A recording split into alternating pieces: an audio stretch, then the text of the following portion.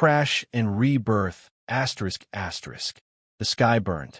A streak of violet fire tore through the atmosphere, howling like a dying beast as it plummeted toward the Nevada desert.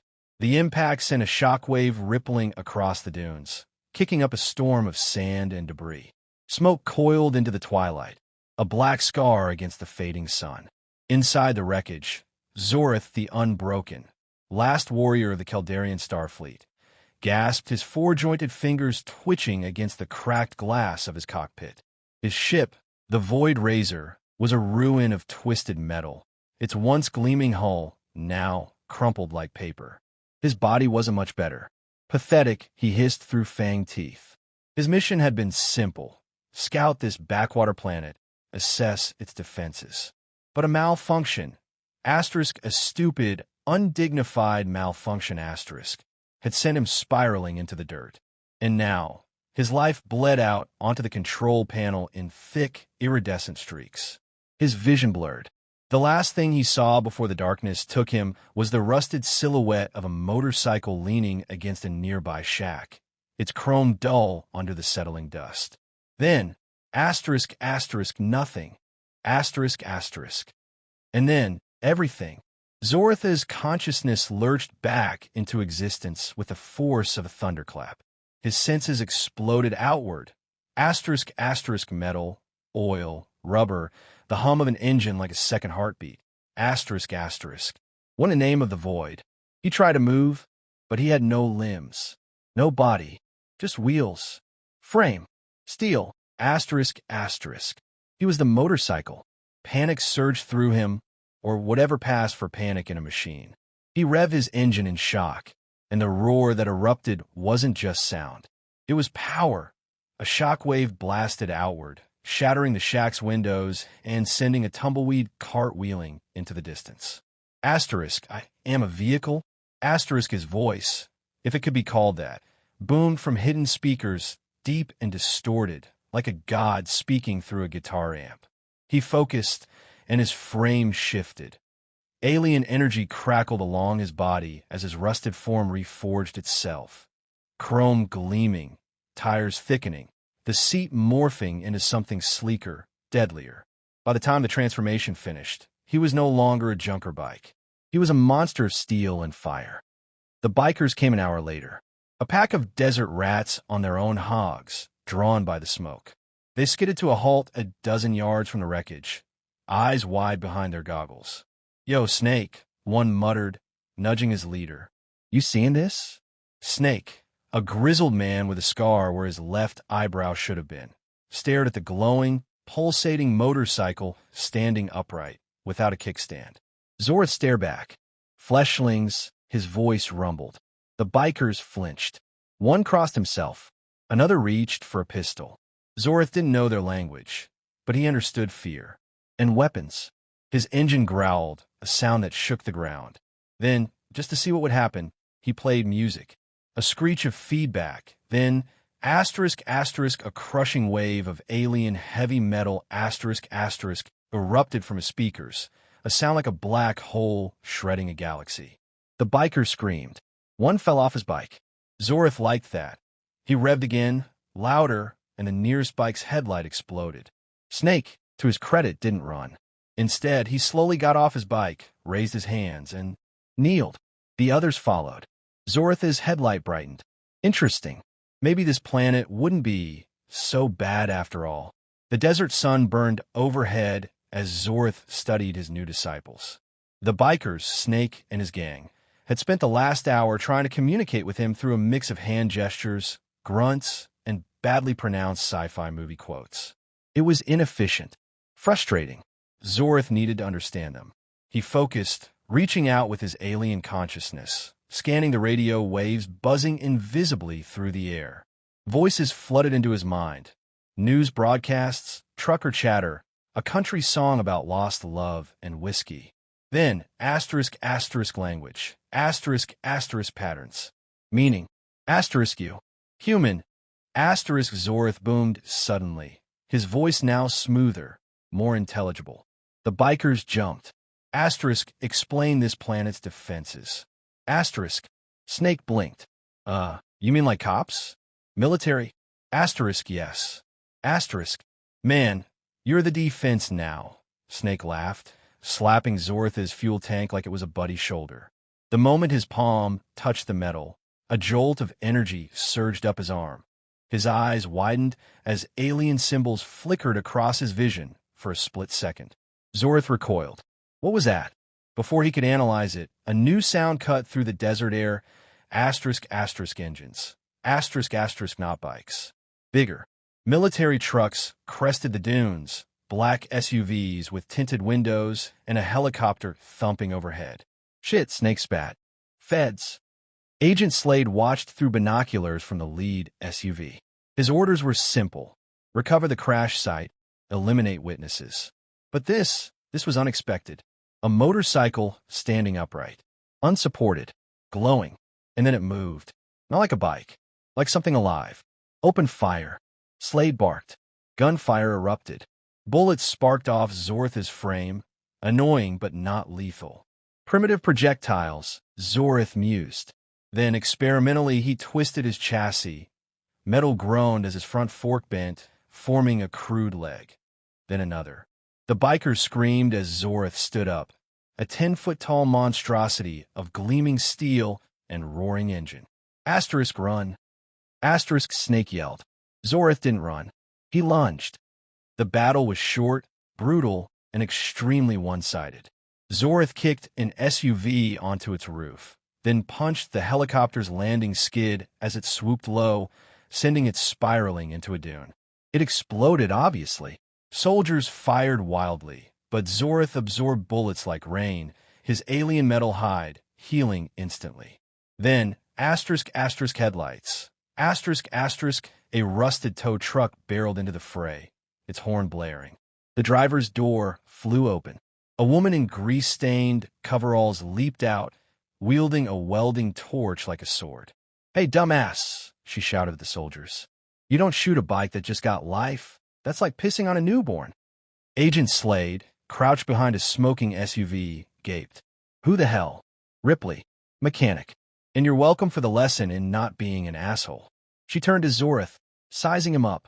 "So, you a talking bike or a bike-shaped alien?" Zorath tilted his head. Asterisk both. Asterisk. Ripley grinned. "Cool. Want to kill some more bad guys?" Slade's remaining men didn't stand a chance. With Ripley hot-wiring a Jeep's turret and Zorath body-slamming vehicles into scrap, the fight ended in minutes.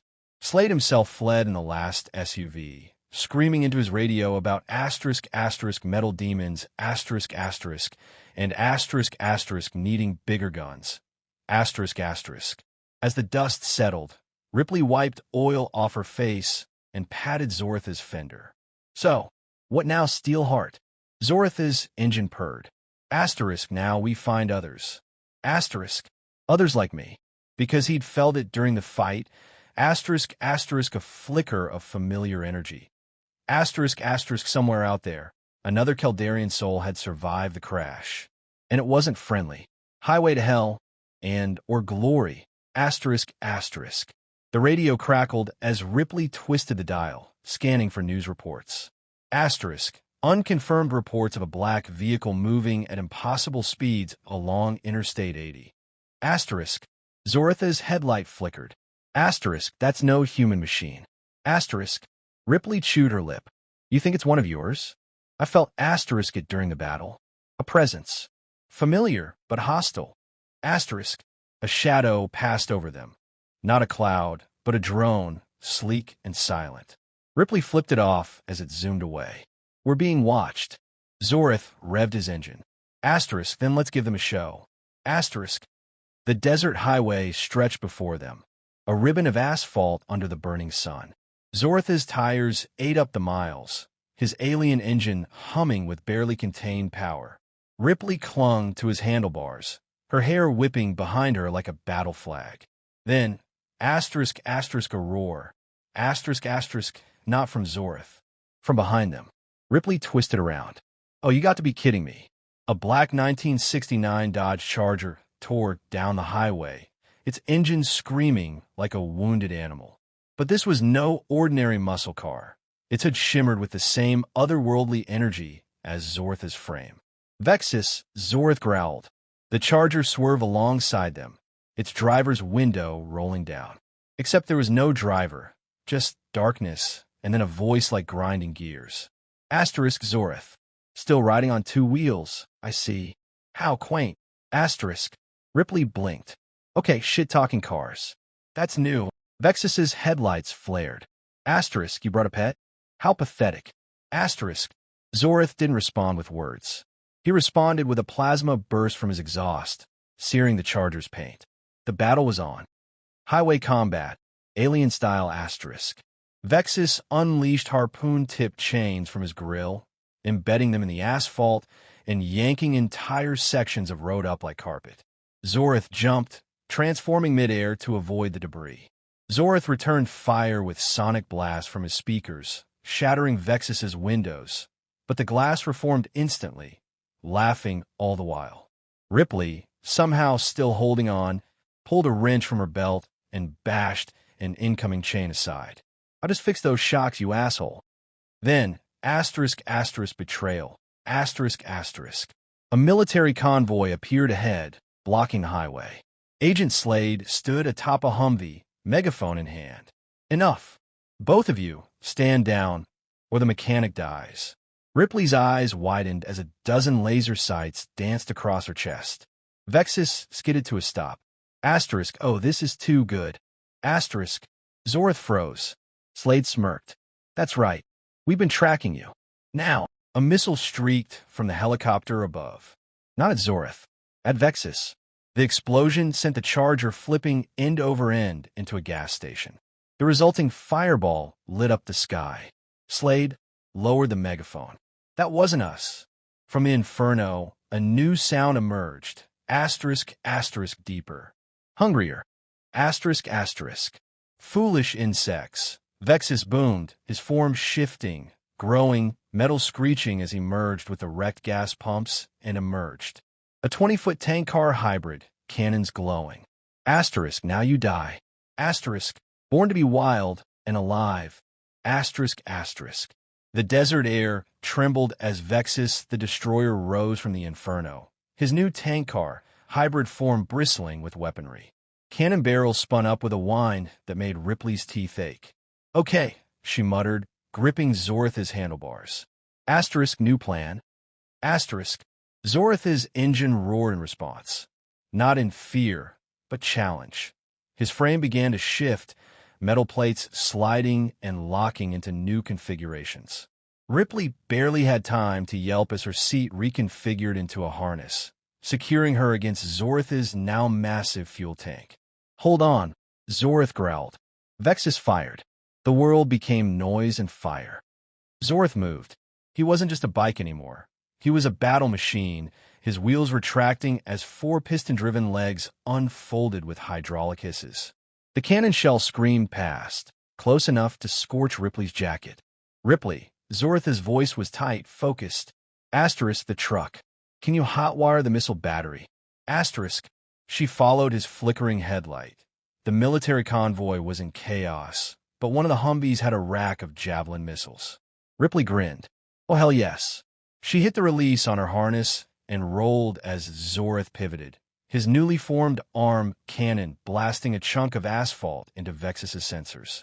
The distraction bought her 3 seconds, enough to reach the Humvee, yank the wiring panel open, and cross 2 live wires. The missile system beeped to life. Eat this, you overgrown Tonka toy. She slammed the firing button. The missile streaked true, and Vexis caught it. His massive clawed hand snatched the projectile midair and crushed it, the detonation harmlessly contained in his armored grip.